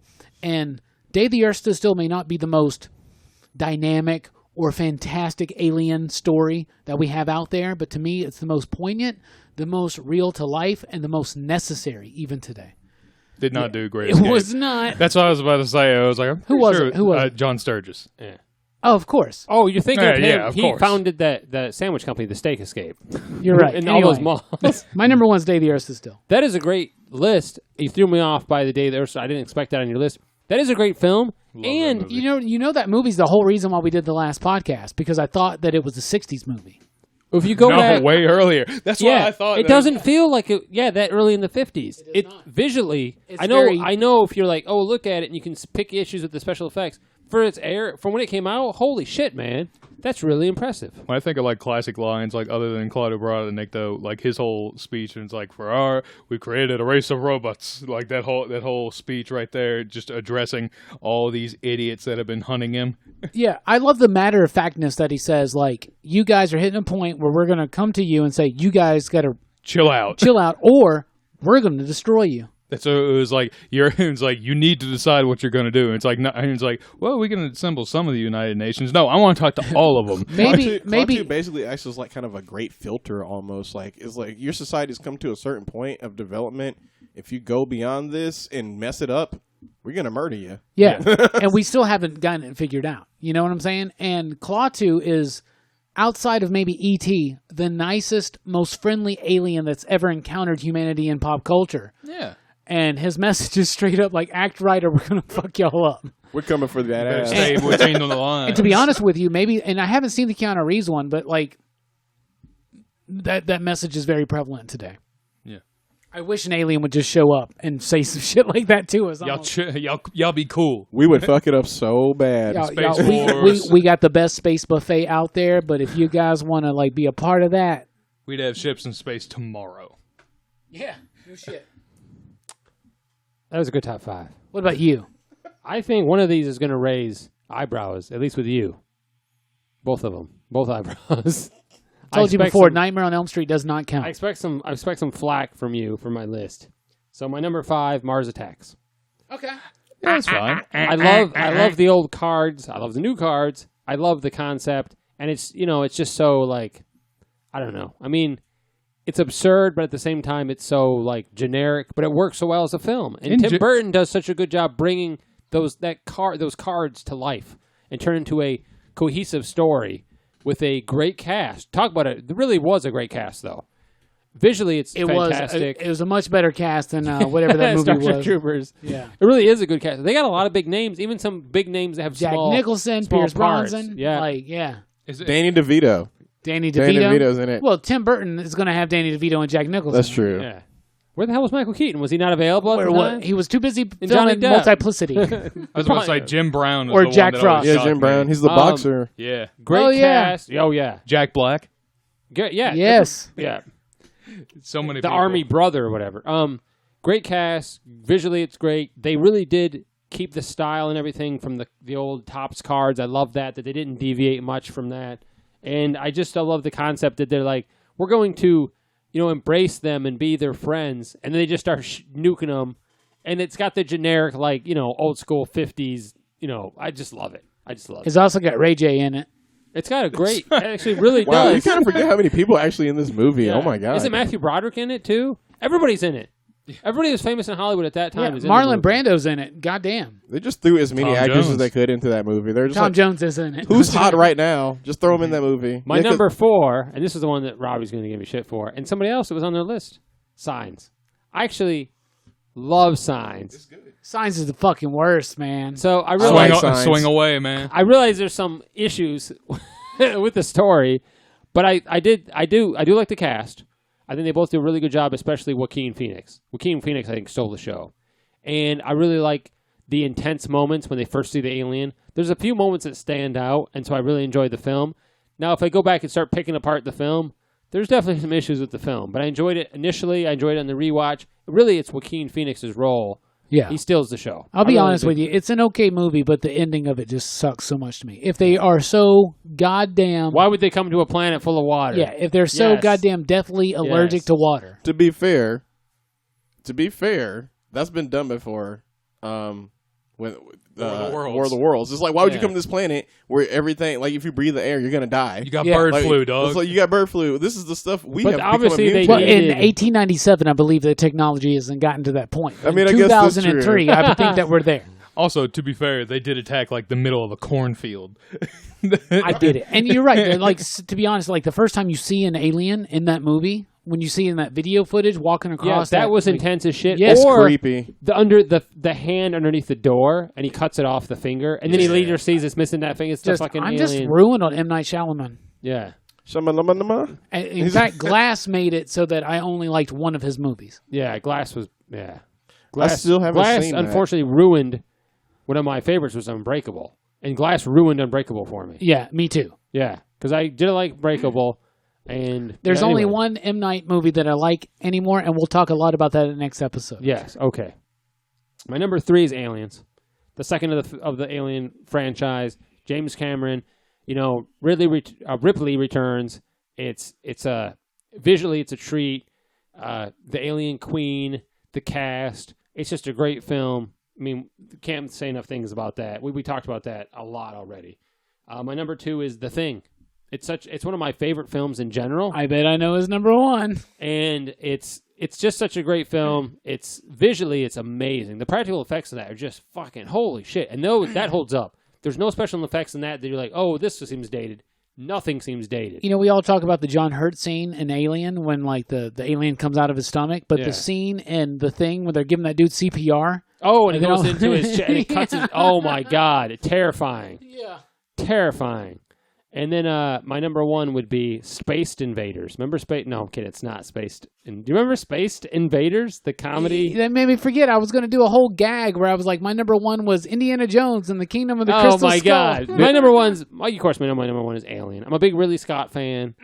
I think it's a fantastic film. It is a horror film. People forget that. The people that go back into it, remembering, I think people I'm regular Joes. I'm saying not everybody misremembered that. And Aliens being an action film, Alien being much slower paced, and a straight up horror film. Alien is just a classic film. The special effects are fantastic. Everything on the ship looks magnificent. Like Yeah. the detail. Ridley Scott is a perfectionist. Yeah. It's a great film. He's a great director. That's why we did an episode just on Ridley Scott. That's a great top 5. We have a lot of like overlap in our top 5s, We but do. a lot of differences. We Starship deviate Troopers, in our baby. top 5s. Has Starship Troopers. Yeah, and that's bold Hey. and daring. I'm bold and daring. That's me. Yeah, but that's what the back. That's what your custom plate says. That's what the back part of the top 5 is for, right? To put those movies in. I absolutely love those top 5s. You know, upcoming on PCP After Hours. If you're down on Patreon. .com/PCP. You'll get the PCP After Hours show. We're about to be, me and Jeremie are going to eat a habanero as we go live. That's exciting. I'm excited to see you guys do that. Why did I agree to this? John's got a special question. I got a question. We're going to elaborate more about aliens and the music in the film franchise. Indeed. But this is a great top 5. I really appreciate everybody being here. I appreciate you guys for listening. Jeremie, thank you so much for being here. I loved it. You told us that you were a big Aliens fan, both the franchise and just aliens in general, and you proved us right. You proved yourself right. So what are your final thoughts about aliens? Listen, guys, we have to do better on this planet. So when they finally show up, because I still don't think they have. I think maybe at the most they've been scoping us out to see what's up. But when they show up to see what's going down, we got to do better so they don't decide to just wipe us the fuck out, guys. Oh, I like that. We just got to do better. How wise. Listen, folks, when they come down here, they're going to have way better technology than us because they came from another galaxy. So they could easily. Well, they don't necessarily have to come from another galaxy. I mean, they don't. But if they came here, they came for a reason. It's either to fuck you up. Maybe they came from. Or to enlighten your ass. Maybe I they prefer came enlightenment. from Uranus. Shut up. You made that joke already. Drew, thank you for being here. What are your final thoughts on aliens? Oh, you guys are listening. Generally, like. Generally, the car. It's like my final thoughts on aliens. Yes, I believe they exist, but do not be overzealous in your beliefs. And it's like, to quote the great Klaatu, I am fearful when I see people substituting fear for reason. Oh, just snap. An alien movie that disproves aliens. That's yes. It's like just be careful out there. I love it. You know, I'm right there with you guys, but aliens, yeah, they exist. They're out there. Extraterrestrial life exists, right? But I don't believe it's contacted humanity or anything like that. I think a lot of these experiences are kind of more metaphysical, more internal, more about things like that. So please enjoy alien abduction stories, enjoy alien contact stories, and think about what they actually mean and how they can apply to your life. To me, that's the most important thing. It's about reaching something like a higher ideal, because either the aliens are something fearful or the aliens are something that, like Jeremie said, are going to enlighten us, right? And that is true with you inside. You either got the demon or you got the angel, right? And both of those could be construed as being aliens, but the idea is still there. What's it going to be? Is it going to be terror or is it going to be enlightenment? And that's what alien fiction lets us know. I just want to, so I don't believe that we were visited per se, but if I'm wrong, I just want to go on record to say that when the aliens come down here and probe us, just go easy on my butthole. That's all I'm saying. Just go easy. That's your final thought. On my butthole. That's my You're final thought. You're going to top all that with that. My butthole.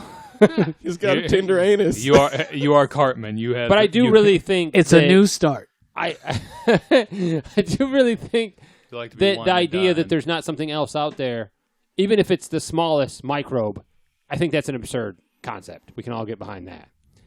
We do appreciate you guys tuning in. Next episode, 90s horror. I'm super excited. I think we'll be talking about Scream a little bit. Maybe some Halloween sequels that no longer exist because they get scratched off by, you know what I'm saying? They got dismissed. Poor Paul Rudd. And hopefully he'll find another role that he does well. And maybe People Under the Stairs. Maybe. Blair Witch. Maybe. Did it age well? Is People Under the Stairs 90s? Yeah. Oh, snap. Early 90s. But it's 90s. So I'm excited for that episode. So please tune in for 90s horror. Hope you enjoyed this episode. Just in time for Halloween, too. Just in time for Halloween. Yes. Yes. All right. We're out of here, guys. Have a good night. Thanks for tuning in. Goodbye. Thanks for joining Pop Culture Philosophers. Good night.